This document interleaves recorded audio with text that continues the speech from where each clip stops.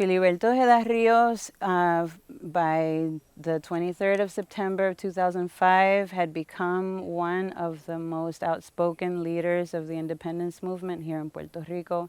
He was extremely articulate.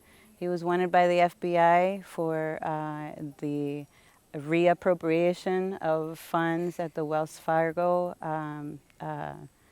event in Connecticut.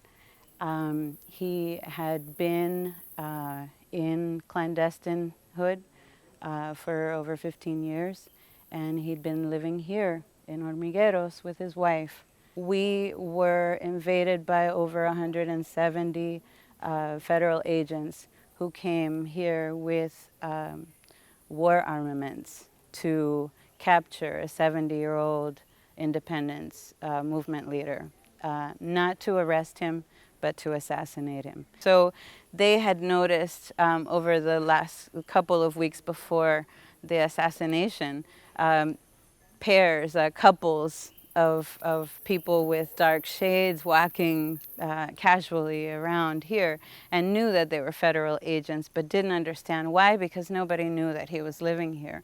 So the day of the Grito de Lares, when all of the independence movement is celebrating the uprise of the Puerto Rican people in 1868, they decided to attack.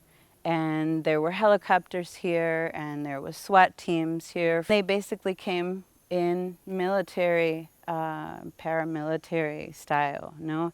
He asked to let his wife leave because he realized that she was going to be an innocent casualty in the exchange, and they did that. But he also offered to turn himself into a Puerto Rican journalist, and they were not interested in him being turned in. And ultimately, they weren't interested in dialoguing.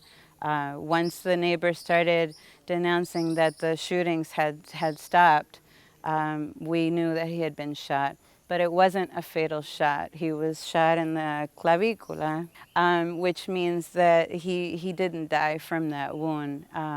We saw later official photographs that were published where you can see the trace of blood where they had pulled him towards the door of the house and then basically pumped him to shed the blood outside of the house. We're in Hormigueros, en la casa de Filiberto Ojeda Ríos, comandante responsable general del Ejército Popular Boricua, los Machetero.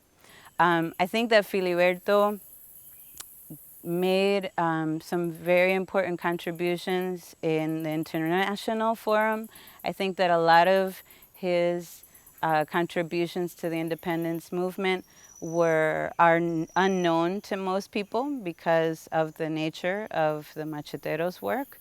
I'm afraid that the new generation might not know as much about that movement as they should. And I think it's our responsibility to know their history and to know the real history that we don't learn in the classrooms.